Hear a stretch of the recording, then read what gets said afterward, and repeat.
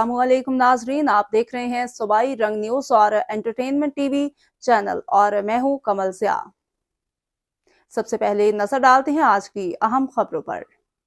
खबर शामिल करते हैं भक्कर से। हमारे ब्यूरो चीफ सैयद मुशर्रफ अली शाह की रिपोर्ट के मुताबिक डिप्टी कमिश्नर डॉक्टर नूर मोहम्मद आवान ने government associate college for women में कायम करदा इम्तहानी सेंटर का अचानक दौरा किया। उन्होंने इम्तहानी अमल का जायजा लेते हुए सेंटर पर तलबा को फराहम करदा सहूलियात का जायजा लिया। डिप्टी कमिश्नर ने नहम क्लास के सालाना इम्तिहान के जायजे के मौके पर सेंटर इंतज़ामिया को हिदायत जारी की हैं कि इम्तहानात के दौरान तलबा के लिए रोशनी और हवादार कमरों की दस्तयाबी यकीनी बनाई जाए ताकि तलबा इम्तहानात का अमल पुरसकून माहौल में मुकम्मल कर सकें।